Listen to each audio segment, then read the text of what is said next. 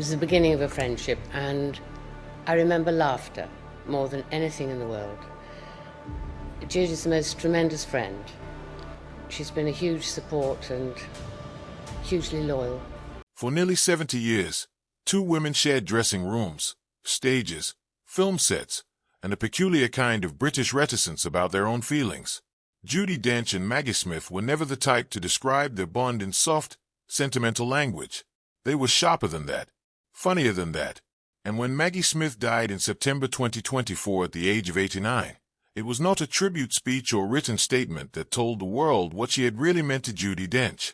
It was a moment on a stage in Cheltenham, in front of a live audience, when Dench simply could not finish a sentence. That moment is where this story really begins. Before Harry Potter, before Downton Abbey, before James Bond, before either woman was a dame of the British Empire, they were two young actresses trying to get a foothold in London theatre. Dench and Smith first met in a shared dressing room at the Old Vic in 1957. Neither was famous. Neither had won an Oscar. They were simply two women in their early 20s, learning a brutal trade in an industry that has never been kind to women waiting for their moment. That dressing room is worth dwelling on, because it explains almost everything that came after. Actors who meet at the very beginning of a career see each other without the armor that fame eventually provides. They see the nerves, the false starts, the auditions that go badly, the years of being told to wait. Dench and Smith saw each other like that first, long before the rest of the world knew who they were. From the Old Vic, both women's careers accelerated through the same extraordinary generation of British theatre, a period that included Laurence Olivier's National Theatre, the rise of a new wave of classically trained actors, and a level of competition that was fierce even by the standards of the profession. Smith would later joke, decades on, about how nervous she'd been of Olivier during those years, and about the merry war she waged with him on stage. Dench came up through the same world, the same rehearsal rooms, the same unforgiving critics. They were not friends because it was easy. They were friends because they were doing something very difficult, at the same time, in the same place, and they recognized it in each other. It's worth pausing on just how similar their trajectories were, because the parallel is almost eerie. Both women became dames. Both won Academy Awards. Both became so embedded in British cultural life that younger generations discovered them decades into careers that had already produced a lifetime of major work. Maggie Smith won her first Oscar for The Prime of Miss Jean Brodie in 1969, playing a schoolteacher whose confidence curdles into something close to danger. She won a second Oscar for California Suite in 1978. In between and after, she moved through Shakespeare, West End comedy, Merchant Ivory films like A Room with a View, Agatha Christie adaptations, and eventually the two franchises that introduced her to an entirely new generation, Professor McGonagall in the Harry Potter films, and the Dowager Countess of Grantham in Downton Abbey, a role built almost entirely around the kind of devastating one-liner that made her, for millions of viewers who never saw her on stage, simply the funny one. Judi Dench's path ran on a similar track. She built her reputation in theatre, Shakespeare, Chekhov, the Royal Shakespeare Company, before television and film audiences caught up with what stage audiences had known for decades.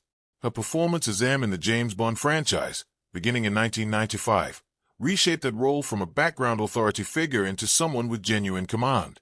Her career has spanned queens, spies, comic eccentrics, and tragic heroines, and in 2001 she experienced her own devastating loss when her husband, actor Michael Williams, died after a long illness. By the time both women were in their 80s, they had become something rarer than famous. They had become trusted. Audiences didn't just admire them, they believed them. And crucially, when the two of them appeared together, in interviews, in documentaries, in the handful of films they made together, audiences got a glimpse of something that felt more real than most celebrity friendships ever do. Unlike a lot of claims about famous friendships, this one wasn't just gossip or fan speculation. It was documented, repeatedly, on camera. The clearest evidence came in 2018, when director Roger Michell brought Dench, Smith, and two other dames of British theatre, Eileen Atkins and Joan Plowright, together for a documentary released as Nothing Like a Dame in the UK and Tea with the Dames in the US. The four women, whose friendship stretched back more than half a century, simply sat and talked. There was no script, no reenactment, no forced sentimentality. Reviewers who watched it came away struck by how unguarded the four women were with each other, teasing, interrupting, needling old wounds with the ease of people who had permission to do so. One frequently shared clip from around that period captures the dynamic perfectly. In a separate conversation, Dench said the group intended to keep working for as long as they were asked. Smith's reply, delivered with her famous timing, was that Dench was always asked first. It's a small exchange, but it says something real. An actress joking, gently and precisely, about a lifetime of being compared to her closest friend, and doing it in a way that only affection allows.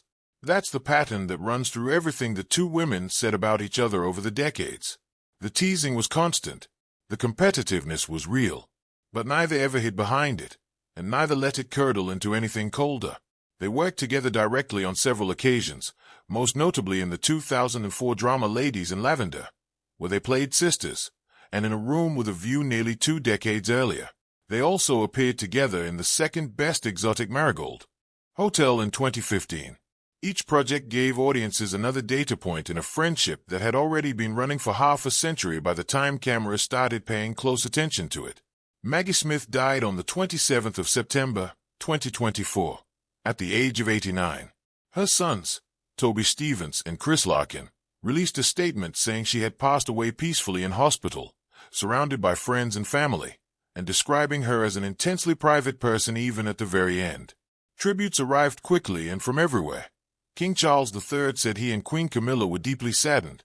The Prime Minister called her a true national treasure, and co-stars from across her 7-decade career, including Daniel Radcliffe and Hugh Bonneville, spoke about her sharp intellect and her formidable talent. A week later, Judi Dench appeared at the Cheltenham Literature Festival for a public conversation with fellow actor Brendan O'Hare. It wasn't billed as a memorial. It was a literary festival appearance, the kind of event Dench has done for years, and by most accounts she arrived in good spirits. Then O'Hare asked about Maggie Smith.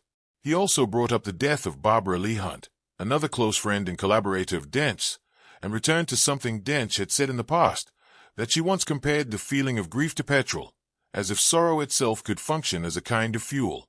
He asked her to explain what she'd meant by that. Dench began to answer. She started to talk about the energy that grief creates. And then, in front of an audience, she simply couldn't finish the sentence.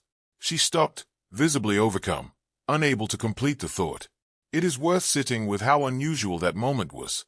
Judi Dench has spent a professional lifetime in complete control of her voice, her breath, and her timing. She has played queens under siege, mothers absorbing devastating news, comic eccentrics, and Shakespearean heroines in the grip of grief written by someone else's pen. If there was one performer in Britain capable of finding a composed, quotable, camera-ready way to talk about losing a friend of 67 years, it was her. Instead, in that moment, there was no line to deliver. There was only silence. That silence is what actually answered the question this video's title poses. Judi Dench never issued some grand statement confirming or denying the rumors about her relationship with Maggie Smith.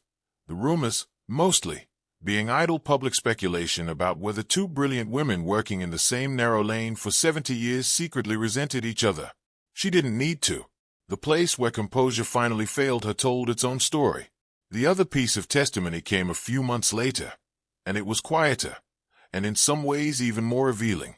To mark what would have been Maggie Smith's 90th birthday, the BBC broadcast a tribute program, Maggie Smith at the BBC, on the 28th of December, 2024. Dench appeared in it alongside other friends and collaborators, including Sir Derek Jacobi, who described Smith as someone whose talent could be genuinely intimidating, until you realized, as he put it, that she simply wouldn't let you of her last. Dench used the appearance to share something she had never widely discussed before. She has a long-standing, private practice of planting a tree in memory of every friend she loses. For Maggie Smith, she planted a crabapple tree. On the day of Smith's funeral, her gardener came to her with a single crab apple, the tree's first fruit, produced on that exact day. Dench carried it in her pocket to the funeral. She described it, simply, as a very nice thing to have. She also used the program to share a specific memory from making Ladies in Lavender together in 2004, filming in a small, unbearably hot cottage in Prussia Cove with actor Charles Dance. While the rest of the cast and crew escaped the heat by diving into the sea during lunch breaks, Dench and Smith stayed behind, playing cards, visibly furious about the temperature. It's a small, funny, entirely unglamorous memory, Two of the most celebrated actresses in the English language, irritable in a hot cottage, refusing to move for lunch. But it's also exactly the kind of memory that survives in a friendship built on decades of shared discomfort, shared jokes, and shared work, rather than on public image. Neither the tree nor the story about the cottage was designed for headlines. They were the kind of details that come out only when someone is genuinely trying to explain what a person meant to them, rather than trying to manage how the loss looks from the outside. It's easy to see why outsiders spent decades wondering whether Dench and Smith were secretly rivals rather than friends. They were born within weeks of each other.